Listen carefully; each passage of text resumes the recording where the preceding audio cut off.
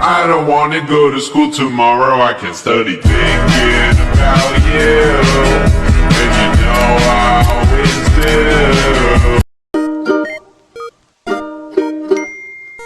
Assalamualaikum warahmatullahi wabarakatuh. Hai teman-teman, nama saya Siti Hayurunisa Pakaya. Saya dari jurusan Pendidikan Bahasa dan Sastra Indonesia kelas D semester 2 dengan NIM 311420085. Tujuan saya membuat video ini untuk memenuhi tugas mata kuliah pembelajaran membaca. Di video sebelumnya saya hanya menggunakan suara saya, tapi di video kali ini saya menampilkan wajah saya juga. Terima kasih yang sudah like, komen, dan juga subscribe di video sebelumnya, dan terima kasih kepada teman-teman yang sudah mau menonton video saya. Terima kasih banyak. Langsung saja ke materinya. Terima kasih. Yang pertama ada Gibb Research. Gibb Research atau pendahuluan yang ditampilkan adalah fakta bahwa di SMA Negeri 11 Makassar siswa belum dapat membaca bahasa Jerman dengan lancar, dan kedua, siswa juga belum dapat memahami bahasa Jerman. Dan kedua ada state of the art, yaitu ada peneliti terdahulu di tahun 2013, Effendi, menggunakan metode yang sama dengan judul yang berbeda, yaitu pendekatan pengajaran reciprocal teaching meningkatkan dengan ketuntasan nilai hasil belajar biologi. Novelty, nilai atau nilai kebaruan pada penelitian ini yaitu penerapan metode pembelajaran menggunakan reciprocal teaching atau pengajaran terbalik. Metode ini merupakan salah satu model pengajaran yang menekankan siswa untuk dapat memahami dalam membaca. Sebelumnya metode yang digunakan guru yaitu menjelaskan keseluruhan materi dan siswa yang mendengarkan, sehingga banyak sekali siswa yang tidak paham. Apa sih metode reciprocal teaching ini? Reciprocal teaching merupakan salah satu model pengajaran yang menekankan pada pemahaman dalam membaca.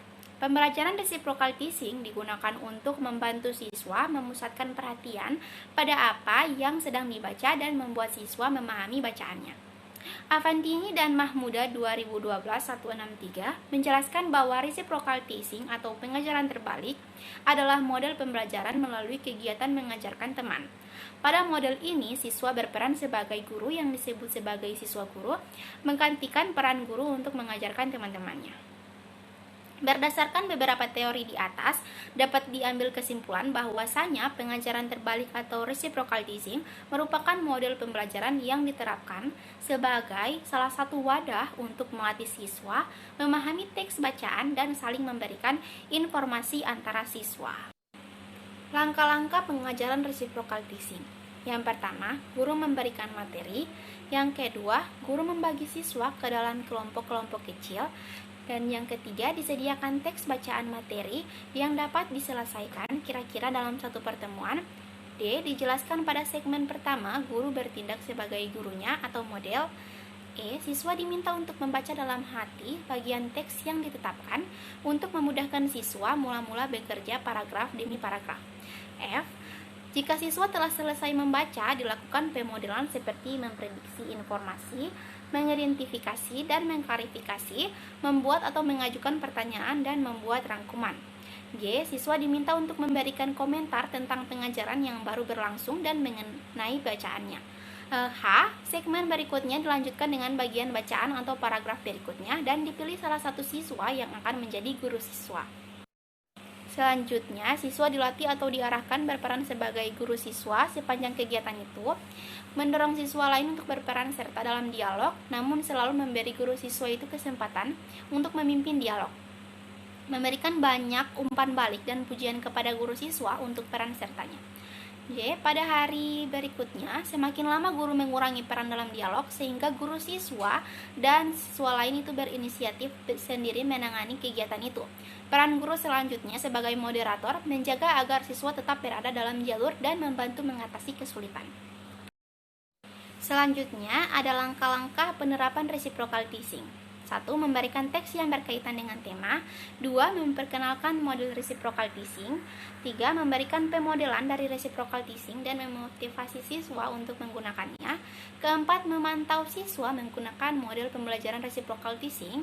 Kelima, menggunakan informasi yang diperoleh melalui pemantauan sebagai panduan untuk memotivasi siswa. Selanjutnya, saya akan menyebutkan metode-metode apa saja yang ada di kelompok saya. Yang pertama ada metode preview question, read, state, dan test, PQRST. Yang kedua ada metode cooperative type student, time assessment division state. Yang ketiga ada metode P2R dan question. Yang keempat ada metode skimming. Yang kelima ada metode pembelajaran SQ4R. Dan keenam ada metode cooperative script. Yang ketujuh ada metode pembelajaran SQ3R. Yang kedelapan ada metode pembelajaran state. Yang kesembilan ada metode pembelajaran berbasis game untuk meningkatkan keterampilan membaca dan menulis. Di antara 9 metode yang sudah saya jelaskan tadi, saya akan menjelaskan 2 metode, yaitu pertama ada metode skimming. Di metode skimming ini tidak menampilkan state of the art dan juga novelty, tetapi memiliki gap research. Pada pendahuluan yang ditampilkan yaitu kemampuan membaca serta pentingnya strategi metode membaca skimming untuk mendeskripsikan kemampuan membaca cepat siswa. Baik, saya akan menjelaskan metode skimming ini. Skimming merupakan keterampilan membaca sepintas dan cepat untuk mendapatkan kesan keseluruhan dan umum. Banyak yang mengartikan skimming sebagai sekadar menyapu halaman, sedangkan pengertian yang sebenarnya adalah suatu keterampilan membaca yang diatur secara sistematis untuk mendapatkan hasil yang efisien. Selanjutnya adalah langkah-langkah membaca skimming. Skimming dilakukan dengan cara membaca judul subbab, dan beberapa alinea pertama dan dalam setiap babnya. Wiryo Dijoyo 1989 nomor 92 menyatakan bahwa ada 5 langkah dalam membaca skimming. Yang pertama itu baca judul, yang kedua catat nama penulis dan sumber tulisan, yang ketiga baca seluruhnya paragraf pertama, yang keempat baca judul dan kalimat pertama dari paragraf sisanya. Yang kelima, baca dan pilihlah pikiran pokok dan pikiran penunjang. Kata-kata penunjuk seperti nama, tanggal, sifat-sifat jadi persyaratan. C. Kata-kata petunjuk ari penulis.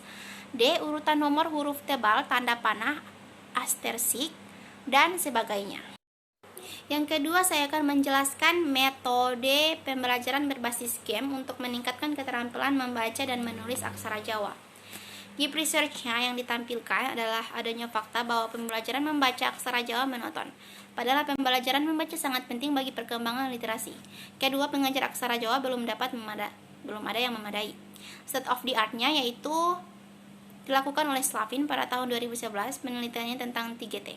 Novelty-nya yaitu penerapan metode pembelajaran membaca berbasis game pada pembelajaran membaca aksara Jawa. Selama ini pembelajaran membaca aksara Jawa menggunakan metode konvensional. Walaupun yang dipelajari adalah aksara Jawa, tetapi bukan berarti tidak bisa dipadukan dengan metode pembelajaran modern. Selanjutnya saya akan menjelaskan teknik pelaksanaan pengajarannya adalah dengan menggunakan sosialisasi dan pelatihan aksara Jawa melalui permainan cerita, film, pendidikan, dan kegiatan menarik lainnya untuk membangkitkan minat mempelajari. Selanjutnya saya akan menjelaskan teknik pelaksanaan pengajarannya adalah dengan menggunakan sosialisasi dan pelatihan aksara Jawa melalui permainan cerita, film, pendidikan, dan kegiatan menarik lainnya untuk membangkitkan minat mempelajari aksara Jawa ini. Urutan pelaksanaannya yaitu membeli peralatan dan bahan sebelum membuat persiapan dalam membuat modul, silabus, dan lain-lain. Yang kedua, pembuatan silabus pengajaran dalam silabus berisi jadwal mengajar dan materi apa yang telah disampaikan. Yang ketiga, membuat pertanyaan evaluasi. Pembuatan pertanyaan ini bertujuan untuk mengetahui seberapa baik anak-anak memahami materi yang telah disampaikan. Yang keempat, cari film dan game. Edukasi pencarian film ini menggunakan pencarian di internet. Selain itu, kami juga menyiapkan game edukasi buatan sendiri yaitu TTS Aksara Jawa. Yang kelima, pengantar aksara Jawa. Dalam kegiatan ini, kami memberikan pengantar dalam bentuk dasar-dasar aksara Jawa. NKF ada mengajar aksara Jawa. Kegiatan pembelajaran aksara Jawa ini sedikit berbeda dalam tekniknya karena dalam mempelajari aksara Jawa lebih menekankan pada visual dan memori. G. Mengajar aksara Jawa melalui permainan. Dalam mengajarkan aksara Jawa, kami menggunakan permainan untuk anak-anak. H. Memahami tes evaluasi dilakukan untuk mengetahui seberapa besar kemampuan anak dalam menguasai materi sebelum pengajaran berbasis game dan setelah pengajaran berbasis game. I. Mengevaluasi cara mengajar setelah dilakukan kegiatan mengajar kira-kira sebulan sekali. Kami melakukan evaluasi sehingga kami bisa mengetahui di mana kendala dan kekurangan kami selama mengajar. Penerapan media dalam proses pembelajaran dikemukakan oleh Arsyad di tahun 2015 nomor 19, yaitu penerapan media dalam proses belajar mengajar dapat membangkitkan keinginan dan minat baru, membangkitkan motivasi dan stimulasi kegiatan belajar, dan bahkan membawa pengaruh psikologis pada anak-anak. Oleh karena itu, dapat disimpulkan bahwa aplikasi media pembelajaran adalah salah satu perantara yang sangat berpengaruh dalam keberhasilan suatu pembelajaran. Kemudian kita beralih ke media dan penilaian pembelajaran membaca kelompok 2. Dengan judul Pengembangan Media Mobile Learning dalam pembelajaran membaca puisi dengan strategi pembelajaran interaktif siswa kelas 10 SMA Negeri 4 Berau, Kalimantan Timur. Deep research-nya yang ditampilkan pada pendahuluan adalah bahwa pengajar tidak memiliki banyak waktu dan tidak mengikuti perkembangan sastra, khususnya pembelajaran membaca puisi, serta adanya fakta bahwa pembelajaran membaca puisi kurang memuaskan karena para guru cenderung mengajarkan yang kurang sesuai perkembangan siswa. State of the art-nya tidak ditemukan adanya mengenai penelitian terdahulu. Novelty-nya, nilai kebaruan pada penelitian ini yaitu nilai kebaruan pada penelitian ini yaitu penerapan media pembelajaran membaca mobile learning dalam pembelajaran membaca puisi dengan strategi pembelajaran interaktif. Selama ini, para guru atau pengajar hanya mengajarkan materi membaca puisi dengan bahan yang kurang sesuai perkembangan siswa. Penelitian ini juga dapat dikembangkan atau ditindaklanjuti karena termasuk media yang mudah dipergunakan. Selanjutnya, yaitu penjelasan media mobile learning. Apa sih itu media mobile learning? Media mobile learning merupakan hasil dari produk penelitian dan dilakukan dengan beberapa tahap pengembangan. Prosedur yang dilakukan ada beberapa tahap sebagai berikut, yaitu tahap konsep. Tahap konsep adalah tahap untuk menentukan tujuan dan penggunaan program serta menentukan aplikasi yang dipergunakan dalam pembelajaran membaca puisi dengan mobile learning. Kedua, ada tahap desain produk. Perencanaan desain adalah tahap membuat spesifikasi mengenai arsitektur program, tampilan, dan kebutuhan bahan untuk program. Mendesain produk dilakukan melalui penetapan software yang digunakan. Kemudian ada tahap pengumpulan materi. Tahapan ini dilakukan pengumpulan bahan yang sesuai dengan kebutuhan pembelajaran. Yang diperlukan untuk membuat produk diantaranya materi pokok membaca puisi, aspek pendukung seperti fitur-fitur video pembaca puisi. Kemudian ada tahap perakitan atau assembly. Pada tahap ini pengumpulan semua bahan siap dibuat pada media mobile learning. Pembuatan aplikasi didasarkan pada tahap desain menyusun dan perakitan naskah materi pelajaran bahasa Indonesia. Selanjutnya yaitu media dan penilaian pembelajaran membaca dengan judul Penggunaan Media Monopoli Bahasa sebagai Media Pembelajaran Membaca Komprehensif. Deep research-nya yaitu dalam pendahuluan, membaca sebenarnya akan memberikan pengetahuan terhadap peserta didik dengan cara yang lebih mudah. Namun pada kenyataannya, proses membaca yang dianggap sudah dikuasai itu tidak terus ditingkatkan dan dikembangkan. State of the art-nya, penelitian ini merujuk pada penelitian yang dilakukan oleh Hannah Malik dalam Arsyad 2011 nomor 15. Penelitian ini tentang pemakaian media pembelajaran dalam proses belajar mengajar. Novelty-nya yaitu nilai kebaruan pada penelitian yaitu penggunaan media monopoli bahasa sebagai media pembelajaran membaca komprehensif dibandingkan dengan penggunaan metode ceramah yang biasa digunakan guru dan dalam menyampaikan materi pembelajaran. Apa sih media monopoli bahasa? Media monopoli bahasa merupakan salah satu media pembelajaran yang dapat digunakan secara berkelompok, di mana siswa diajak untuk saling memberi masukan dan dapat mengerjakan tugas secara berkelompok. Monopoli bahasa yaitu salah satu media pembelajaran yang bertujuan mengajak siswa belajar sambil bermain, yang bertujuan agar siswa tidak merasa bosan pada saat pembelajaran berlangsung. Proses pembelajaran dengan menggunakan media monopoli bahasa. Prosedur pembelajaran dengan menggunakan media monopoli bahasa adalah siswa dibagi menjadi 5 kelompok. Dalam satu kelompok terdapat 5-6 orang. Kemudian setiap siswa mendapatkan satu ikon untuk berjalan pada petak-petak yang terdapat dalam media monopoli bahasa. Model pembelajaran dengan media ini seperti halnya monopoli pada umumnya, tetapi lebih mengarah pada materi pembelajaran, yaitu siswa melempar dado, selanjutnya siswa berjalan dengan cuma dado, dan siswa mendapat pertanyaan pada petak monopoli tersebut. Dengan adanya pertanyaan dalam media makna, siswa harus menjawab pertanyaan tersebut, begitupun seterusnya.